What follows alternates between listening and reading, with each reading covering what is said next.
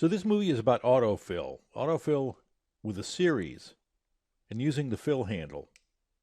We're going to establish a series with one data point, and then we're going to drag that series into some cells. We're going to establish a staggered series, which is really establishing two data points, and then drag that into some cells. We'll find that we can extend a series, a time series, to the left, to the right, or down. And finally, we can use autofill to copy a formula.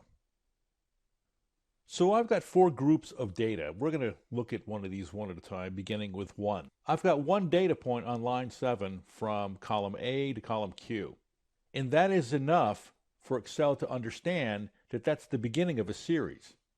And the way we extend the series is to left-click this fill handle, and when we get this plus icon, we drag into the cells below. And we can see that Excel seems to be telling us that it's going to fill that cell with April, the next one's going to be May, the next one's going to be June, and when I release, that's exactly what it does. And it works also on abbreviations. March, April, May, June. Days of the week.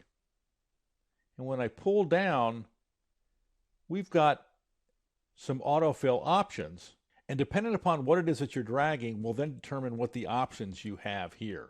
We can just copy the cells. We can copy Wednesday into those cells. We can fill the series, which is the default.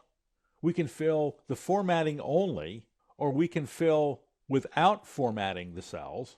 We can fill days of the week. We can fill weekdays. And we can use a new functionality called flash fill that we have a couple of movies about later on. That's something that's really cool for 2013.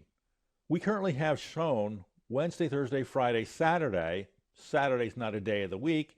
If I click that option, Saturday changes to a Monday, and when I continue to drag down, all we get are the days of the week. We get to Friday, and then we go back to Monday again.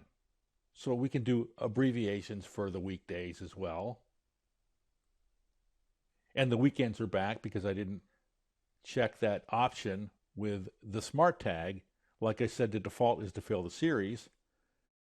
A date. We can extend the date by dragging down. It adds one day to each of the successive cells.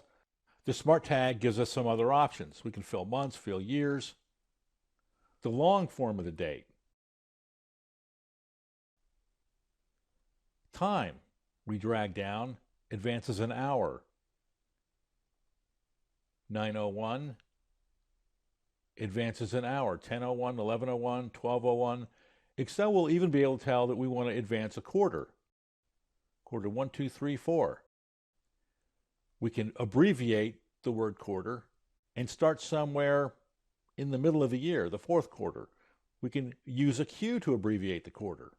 Quarter 3, 4, 1, 2.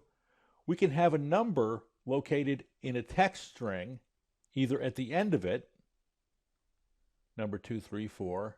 Here's another example.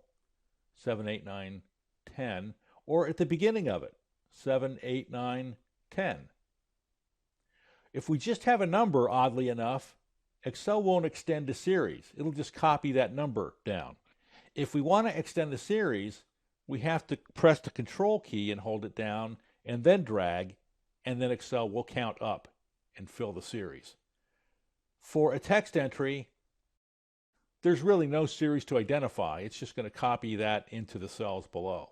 We can also establish a series by two data points. So I have March, I've skipped April, and I have May. So the next cell should be filled with July, September, and that's what we get. Again, we can have the abbreviations for the months. And this time I'm skipping 3 months, and the series extends itself that way.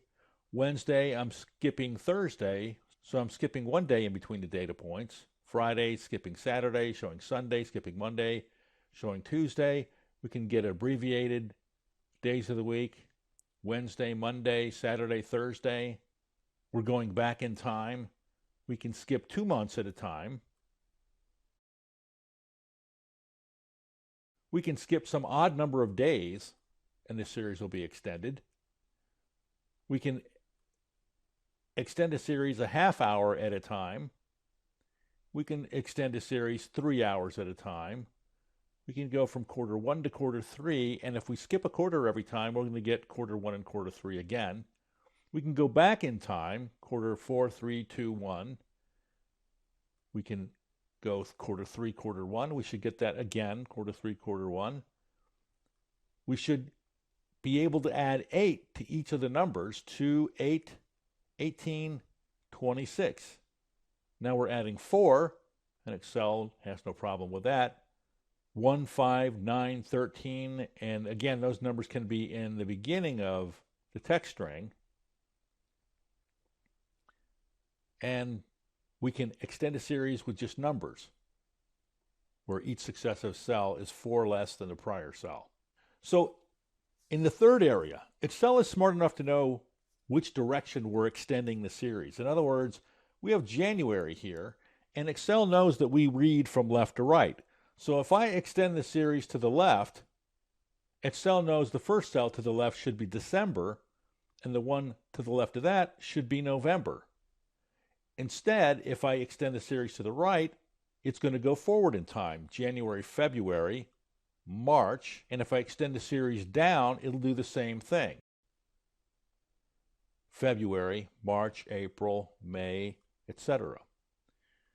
In the fourth block, we can also use autofill to extend a formula. Now, we haven't talked about formulas much. This is a sum formula. It's about as simple as formulas get.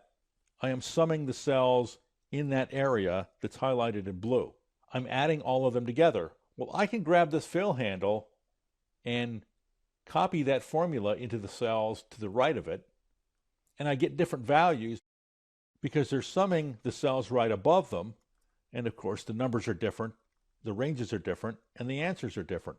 I can also autofill another sum formula that's just oriented in another direction. The prior ones were vertical, this one's horizontal, doesn't really matter. I can drag down and foot and cross-foot this schedule. So that's using autofill. We established a series with one data point and extended that series into adjacent cells. We then established a staggered series and extended that series into adjacent cells. We also found where we could extend a series either to the left, to the right, or downwards, and Excel will extend the time series correctly based on the fact that we read from left to right or from top to bottom. And finally, we use autofill to extend a series that was made up by a formula, where in effect what we did was just to copy the formula into the adjacent cells.